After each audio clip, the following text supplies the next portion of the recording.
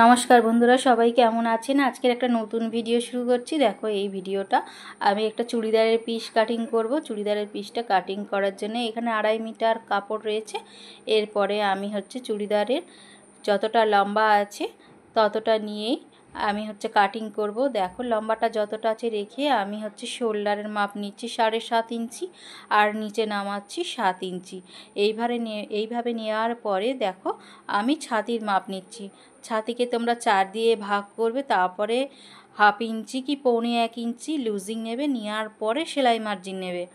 আর দেখো, এইভাবে নেওয়ার পরে আমি 1 ইঞ্চি আর্মহোলের সাইড থেকে ভিতরের দিকে আরও একটা দাগ দিলাম। দেওয়ার পরে দেখো ওইখান থেকে 1.5 ইঞ্চি নিয়েছি। আবারও 1.5 ইঞ্চি ফ্রন্ট পার্টের যে তালপাট কাটবো ওই সাইডটাতেও 1.5 ইঞ্চি নিয়েছি। এইভাবে শেপ দিচ্ছি। দুটো দাগ থেকেই আমাদের এইভাবে রাউন্ড করে শেপ দিয়ে নিতে হবে। দেখো, একটা পিছনের পার্ট আর একটা ফ্রন্ট পার্টের এইভাবে দাগ দেওয়ার পরে উপর থেকে দেখো আমি কোমরের মাপ নেব। কোমরকে আমি দেখো 14 ইঞ্চিতে রেখেছি আর হিপটা রেখেছি 21 ইঞ্চিতে। এইভাবে রাখার পরে সমস্ত দাগকে সোজা করে নিতে হবে। এইভাবে সোজা করে নেব। নেওয়ার পরে আমরা ওতে যে আমাদের মাপ রয়েছে সেই মাপটা নিয়ে নেব। দেখো, এখানে কোমরকে আমার 4 ভাগে ভাগ করেছি, করে তাকে একটু লুজিং রেখেছি। তারপরে সেলাই মার্জিন। সেম তোমাদের সেলাই মার্জিন নিতে হবে একটু, এটা হিপের সাইডে। এরপরে নিচে ওরকমভাবে নামিয়ে দিলাম। দেওয়ার পরে সোজা দাগটাকে নিচের দিকে নামিয়ে নিলাম। আর দেখো, আমি ওপরের সাইডে 2 ইঞ্চি নিয়েছিলাম, কিন্তু হিপের সাইডে আমি 1.5 ইঞ্চি সেলাই মার্জিন নিয়েছি। আর দেখো কোন সাইডে আমি ফোলা অংশটা স্কেলে রাখছি, দেখো কিভাবে। আর দেখো, আবার আমি এটাকে স্কেলটাকে ঘুরিয়ে আমি দাগ দিলাম। এইভাবে তোমরা কাটবে, অবশ্যই ফিটিংস ভালো আসবে। তারপরে দেখো, গলাটাকে আমি 3 ইঞ্চি রেখেছি আর নিচে নামিয়েছি 6 ইঞ্চি। 6 ইঞ্চিতে নামানোর পরে দেখো একটা বক্স করে দেব। বক্স করে দেওয়ার পরে দেখো ওপর থেকে স্ট্রেট দাগ নিয়ে এরপরে আমি দেখো শেপটা দিয়ে দিলাম। এইভাবে আমি কাটিং করি। আর যতটুকু নিচে আছে 1/2 ইঞ্চি নামিয়ে নিলাম। আর দেখো 16 ইঞ্চিতে আমাদের আর্মহোল ছিল, আছে কিনা চেক করে নিলাম, একদম পারফেক্ট আছে। এরপরে আমি এটাকে কেটে নেব। দেখো, এরপরে আমি এটাকে কেটে নিচ্ছি।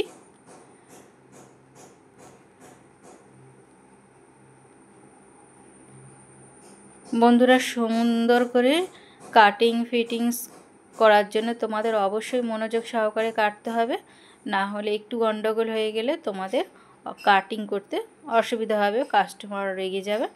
এরপরে দেখো আমি কোথায় কোথায় কাট লাগাচ্ছি। এরপর কাটগুলো লাগানোর পরে আমি দেখো কাপড়টাকে আমাকে অনেকটাই বাঁচিয়ে রাখতে হবে। বাঁচিয়ে রেখে আমাদের ওই কাপড়ের ভেতরে সমস্তটাকেই রাখতে হবে। এরপরে দেখো এইভাবে আরও একটা পার্ট বার করে নিচ্ছি। সুন্দর করে বিছিয়ে নেওয়ার পরে এইভাবে আস্তে আস্তে কেটে নিচ্ছি।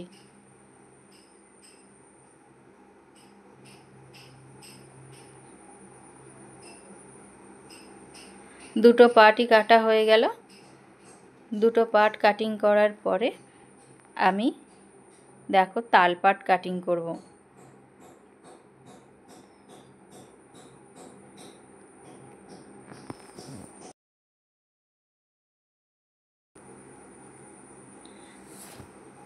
দেখো কোথায় কাটগুলো লাগাচ্ছি, দেখো হিপের সাইডে একটু আর কোমরের সাইডে, ছাতির সাইডে, এইভাবে কাটগুলো লাগিয়ে নিতে হবে।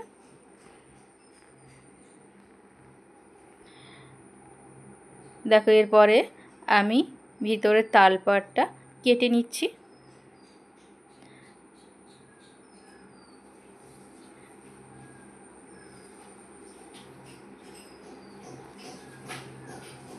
এরপরে এই যে কাপড়টুকু আছে এইটা দিয়ে আমাদের হাতা কাটিং করব। আর এটা কলার নেক কুর্তি হবে, কলার কাটবো, তার জন্যও আমাকে কাপড় রাখতে হবে। দেখো এর হাতাটাও আবার আমার কাস্টমার বলেছে লম্বা অনেকটাই রাখতে হবে, তো 20 ইঞ্চিতে আমি হাতা রাখছি। এরপরে এটাকে সোজা করে কেটে নিচ্ছি। নেওয়ার পর আমাকে শেপ দিতে হবে। দেখো এই সাইডে নিলাম 2.5 ইঞ্চি আর নিচে নামাচ্ছি 3.5 ইঞ্চি। নেওয়ার পরে আমি এইভাবে হাতা কাটিংয়ের শেপ দিলাম।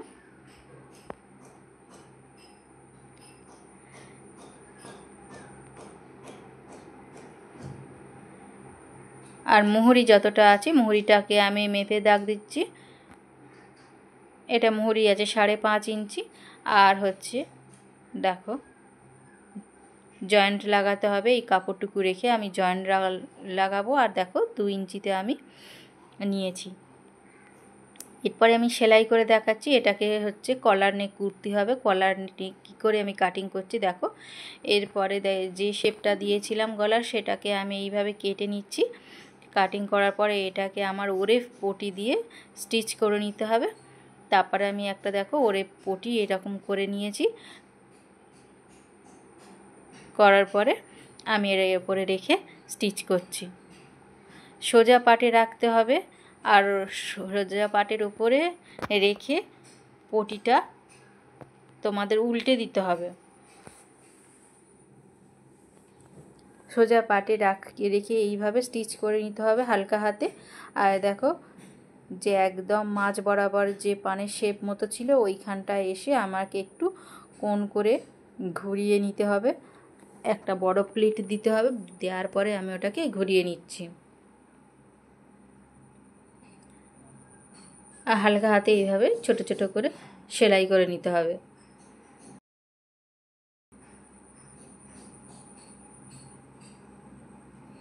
মাঝখানেও দেখো একটু কাট লাগিয়ে দিয়ে আর গোটা চতুর্দিকে একটু একটু করে কাট লাগিয়ে দিচ্ছি।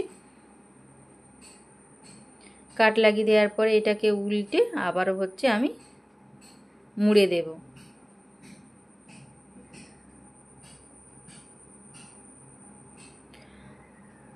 এর ওপরে আমি হচ্ছে চাপ সেলাই যেটা বলে সেই সেলাইটা দিয়ে দিচ্ছি।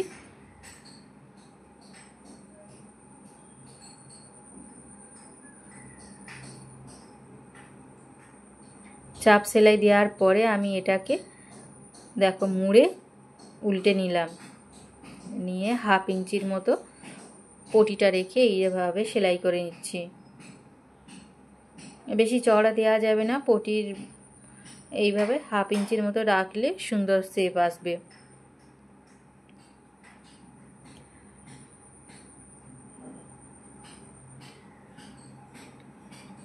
এরপরে আমি কলার কিভাবে কাটিং করছি তোমরা দেখো। বন্ধুরা, নতুন বন্ধুদের কাছে একটা ছোট্ট রিকোয়েস্ট, তোমরা চ্যানেলটিকে অবশ্যই সাবস্ক্রাইব লাইক কমেন্ট করো। দেখো এইভাবে আমি গলাটা কেটে নিয়েছি। গলাটা সেলাই করার পরে দেখো এটাকে রেখে দেখো পিছন পার্টের ওপরে এইভাবে হচ্ছে সামন পার্টটা রেখে উপরের পুট দুটো সেলাই করে নিচ্ছি।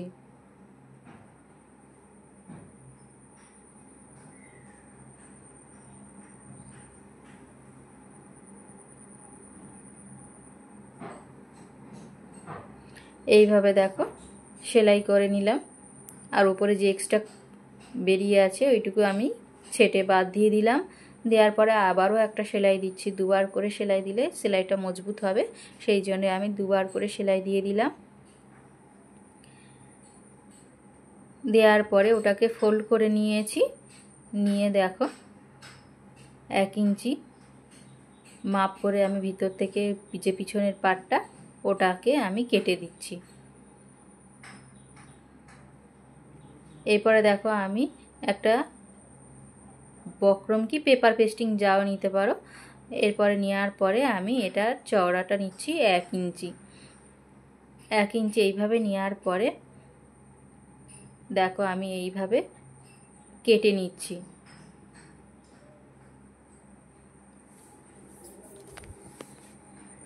পেপার পেস্টিংটা আমার হচ্ছে অনেকটা কম ছিল, আমি জয়েন্ট লাগিয়ে দিয়েছি। জয়েন্ট লাগিয়ে দিয়ে আমি এতে কোনো অসুবিধা হবে না। দেখো এই চওড়াটা নিচ্ছি। দেখো 13 ইঞ্চিতে আমি এর হচ্ছে লম্বাটা নিচ্ছি।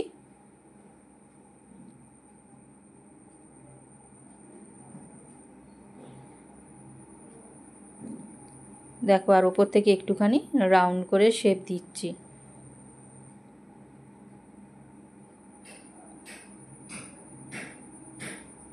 দেখো এইভাবে কলার কেটে নিলাম। নেওয়ার পরে আমি এর উপরে কাপড় বসিয়ে নেব। যে কাপড়টুকু আছে ওই কাপড়কে ডবল ভাঁজে ভাঁজ করতে হবে। ডবল ভাঁজে ভাঁজ করার পরে তার উপরে কলারটাকে রাখতে হবে।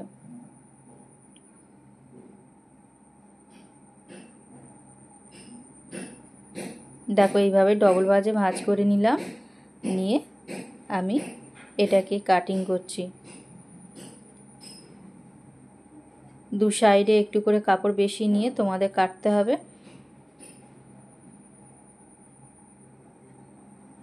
একটা পার্ট খুলে বার করে নিলাম, আর একটা পার্টের ওপরে রেখে আমরা সেলাই করছি। দেখো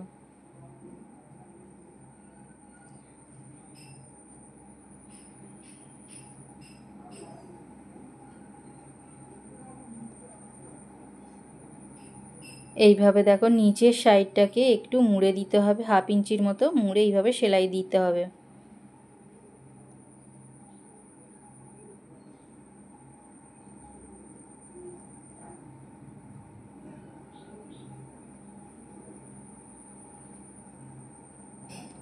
এরপরে আর একটা যে পার্ট আছে তার উপরে রাখতে হবে।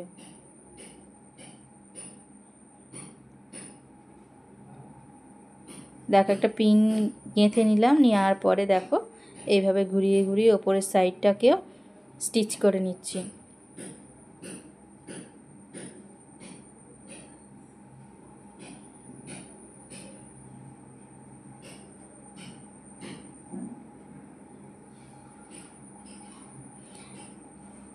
এরপর দেখো ওপরে এক্সট্রা কাপড়টুকু আছে যা ছিটে বাদ দিয়ে দিয়ে ওতে হচ্ছে আমি একটু করে কাট লাগিয়ে দেব।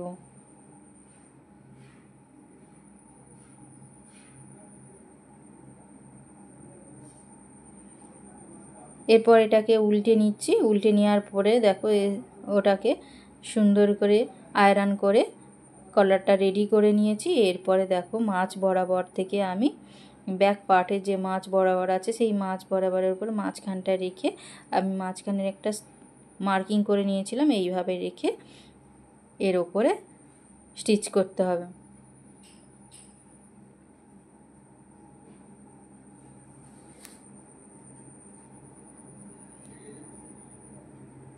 বেশি টানাটানি করা যাবে না, না টেনে হালকা হাতে এইভাবে সুন্দর করে সেলাই করতে হবে।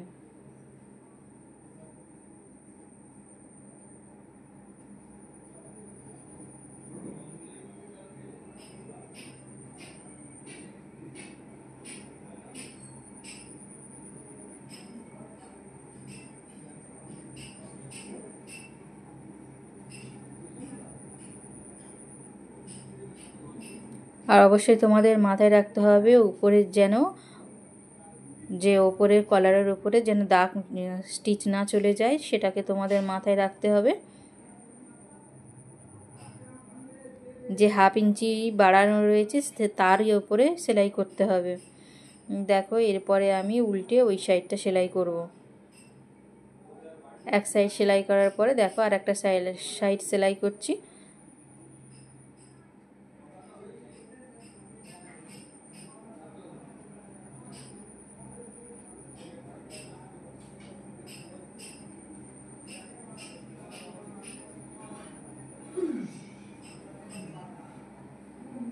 দেখো ডবল করে স্টিচ করে ওটাকে লক করে দিলাম। দেওয়ার পরে দেখো এরপরে আমি কিভাবে উল্টে নিচ্ছি।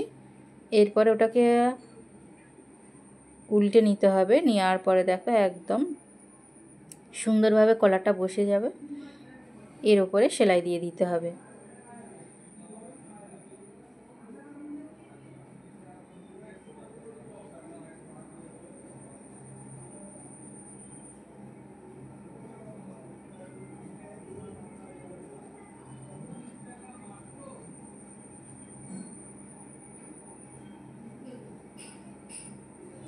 এইভাবে সুন্দর করে তোমরা কলার তৈরি করে নেবে।